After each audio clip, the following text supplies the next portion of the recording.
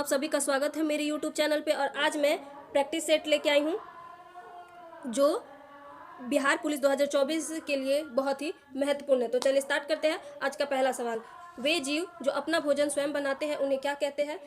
तो इसका सही जवाब होगा स्वपोषी। उसको स्वपोषी कहते हैं। और परपोषी वो होते हैं जो अपना भोजन स्वयं नहीं बना पाते, दूसरों पर निर्भर रहते हैं। अगला सवाल है, निम्नलिखित में से किस देश में प्रत्यक्ष लोकतंत्र है? तो इसका सही जवाब हो जाएगा स्विट्जरलैंड। दोस्तों मैं ऑप्शन नहीं पढ़ रही, वो आप पढ़ लेना क्योंकि इसमें वीडियो फिर काफ़ी लंबा हो जाएगा।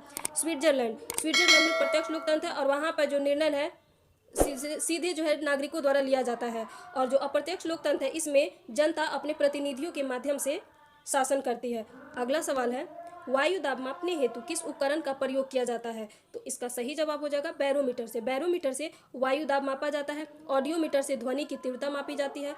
अल्टीमीटर से विमानों की ऊंचाई मापी जाती है। और अमीटर ये विद्युत धारा का मात्रक है। अगला सवाल है, निम्नलिखित में से कौन सी वायुमंडलीय परत सूर्य की पराबैंगनी विकिरण से हमारी रक्षा करती है? तो इसका सही जवाब हो जाएगा ओजोन मंडल जो है वो पराबैंगनी विकिरणों से हमारी रक्षा करती है। ये पराबैंगनी विकिरण को अवशोषित कर लेती है। अगला सवाल है, सरदार सरोवर बांध किस नदी पर स्थित है? तो इसका सही जवाब हो जाएगा जो सरदार सरोवर बांध गुजरात में है और यह नर्मदा नदी पे है। नर्मदा नदी पर स्थित है और ये सबसे बड़ा बांध है। अगला सवाल है, नियाग्रा जलप्रपात किस नदी पर स्थित है? तो इसका सही जवाब हो जाएगा नियाग्रा जलप्रपात जो है सेंट लॉरेंस नदी पर स्थित है और यह संयुक्त राज्य अमेरिका यानी यूएसए एवं कनाडा के सीमा के बीच स्थित है। सॉरी दोस्तों। अगला सवाल है, कथकली नृत्य का संबंध किस राज्य से है?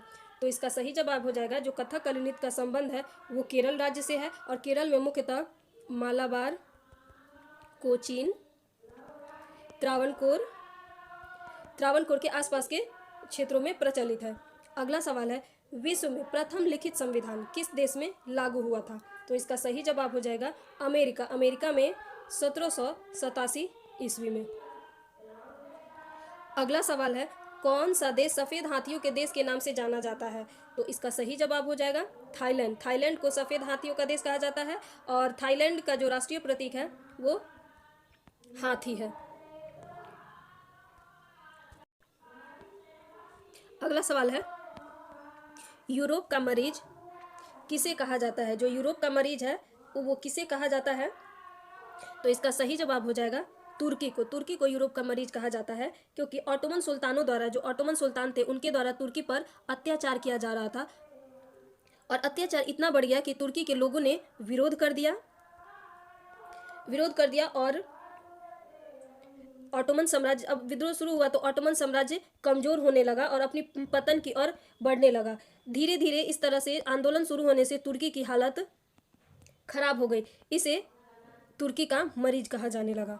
अगला सवाल है, निम्नलिखित में से कौन सी अदिश राशि है? तो इसका सही जवाब हो जाएगा इसमें से दाब जो है वो अदिश राशि है। बाकी ये जो है सभी सदिश राशि है। सदिश राशियाँ वे होती हैं जिनको व्यक्त करने के लिए दिशा और परिमाण की आवश्यकता होती है, वो सदिश राशि है। जैसे बल, वेग, विस्थापन, त्वरण। वहीं जो अदिश राशियाँ हैं, अदिश राशियों को व्यक्त करने के लिए दिशा की आवश्यकता नहीं होती है, केवल परिमाण की आवश्यकता होती है। जैसे दाब होगा दोस्तों, ये बाय मिस्टेक हो गया। जो अदिश राशि में हो जाएगा दाब, चाल, दूरी, आयतन इत्यादि। अगला सवाल है, न्यूटन के गति का पहला नियम जाना जाता है? तो न्यूटन का जो गति का पहला नियम है वो जाना जाता है जड़ता के नियम से। और इस नियम के अनुसार कोई भी वस्तु तब तक विराम अवस्था में बनी रहती है जब तक उस पर कोई बाह्य बल ना लगाया जाए और उसके स्थिति में परिवर्तन ना लाया जाए। अगला सवाल है, किसने राज्य को पृथ्वी पर ईश्वर का अवतार कहा? तो इसका सही जवाब हो जाएगा, ये जो वक्तव्य है किसने कहा था? तो हेगल द्वारा बोला गया था। दोस्तों ये बहुत ही महत्वपूर्ण प्रश्नों का संकलन है। अगर मेरा वीडियो आपको पसंद आता है तो शेयर करें और चैनल को सब्सक्राइब करें। अगला सवाल है, राजपूत काल में निम्नलिखित में से कौन सी नई जाति प्रमुखता में आई? तो इसका सही जवाब हो जाएगा कायस्थ जाति। क्योंकि पहले से ये ब्राह्मण, क्षत्रिय, वैश्य और शूद्र जाति तो थी ही, ये राजपूत काल में जो नई जाति आई वो कायस्थ।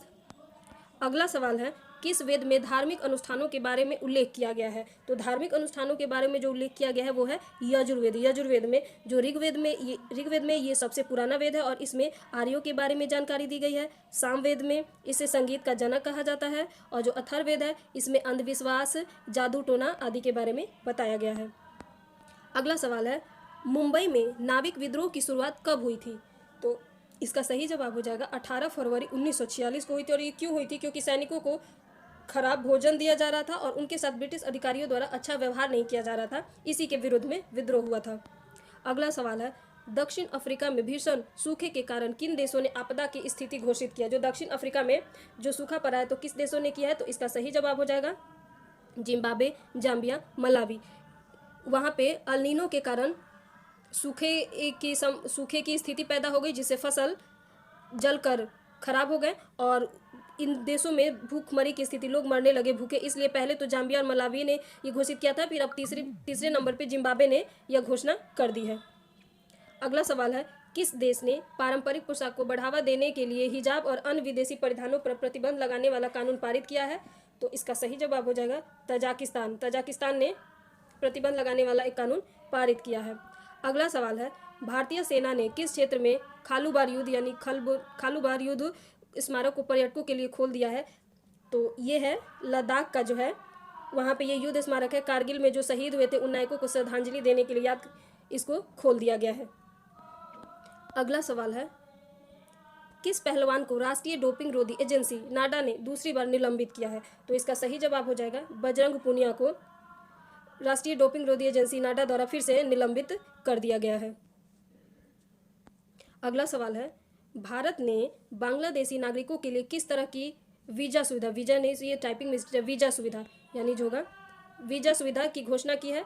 तो इसका सही जवाब हो जाएगा ई मेडिकल वीजा योजना। ई मेडिकल वीजा योजना यानी अब बांग्लादेशी नागरिक भी भारत में अपनी मेडिकल ट्रीटमेंट के लिए आ सकते हैं। अगला सवाल है, निम्न में से कौन सा बिहार के पश्चिमी सीमा पर स्थित है? तो इसका सही जवाब हो जाएगा जो पश्चिमी सीमा पर स्थित है यह है उत्तर प्रदेश। अगला सवाल है, पाटलिपुत्र का संस्थापक कौन था? तो इसका ऐसे तो पाटलिपुत्र का संस्थापक अजातशत्रु को माना जाता है, लेकिन जो वास्तविक संस्थापक की बात करें, वास्तविक संस्थापक तो वो होगा उदयन। पाटलिपुत्र का जो वास्तविक संस्थापक था वो उदयन। अगला सवाल है, विश्व का पहला गणतंत्र वैशाली किसके द्वारा, गणतंत्र जो वैशाली था किसके द्वारा स्थापित किया गया था? तो इसका सही जवाब हो जाएगा लिच्छवियों के द्वारा। जो इसका सही जवाब हो जाएगा वो लिच्छवियों के द्वारा विश्व का सबसे पहले स्थापित किया गया था गणतंत्र वैशाली, विश्व का पहला गणतंत्र वैशाली में जो लिच्छवियों द्वारा। अगला सवाल है, गति को सर्वप्रथम किसने परिभाषित किया था? तो इसका सही जवाब हो जाएगा गैलीलियो ने सर्वप्रथम गति को परिभाषित किया था। अगला सवाल है, निम्नलिखित में से किस राशि का मात्रक नहीं होता? तो इसका सही जवाब हो जाएगा जो विकृति है इसका मात्रक नहीं होता। अगला सवाल है, निम्नलिखित में से कौन सा नृत्य भारतीय शास्त्रीय नृत्य नहीं है? तो इसमें से जो हो जाएगा जो बुगाकू है ये शास्त्रीय नृत्य नहीं है, बाकी कुचिपुड़ी, मणिपुरी, ओडिसी ये सभी शास्त्रीय नृत्य के अंतर्गत आते हैं। अगला सवाल है, पंचायती राज विषय निम्नलिखित में से किस सूची में सम्मिलित है? तो इसका सही जवाब हो जाएगा जो पंचायती राज है ये राज्य सूची का विषय है, तो राज्य सूची में सम्मिलित है। अगला सवाल है, भारतीय संविधान की प्रस्तावना में जो समाजवादी शब्द किस संशोधन के तहत जोड़ा गया था? तो इसका सही जवाब हो जाएगा 42वां संविधान संशोधन। 42वें संविधान संशोधन 1976 के द्वारा प्रस्तावना में समाजवादी, धर्मनिरपेक्ष और अखंडता जैसे शब्द जोड़े गए। अगला सवाल है और इस वीडियो का ये आखिरी सवाल, अ नेशन इन मेकिंग नामक पुस्तक के लेखक कौन है? तो इसका सही जवाब हो जाएगा सुरेंद्र नाथ बनर्जी ने इस पुस्तक के लेखक हैं। बाल गंगाधर तिलक की जो लिखित पुस्तक है वो है गीता रहस्य। लाला लाजपत राय की जो पुस्तक है the story of my deportation. Maulana Abul Kalam Azad की है India wins freedom. India wins freedom. तो दोस्तों ये रहा आज का जो प्रैक्टिस है, ये बहुत ही महत्वपूर्ण सवाल है। एक बार वीडियो को पूरा जरूर देखें और मेरा वीडियो पसंद आए तो शेयर करें और चैनल को सब्सक्राइब करें। धन्यवाद।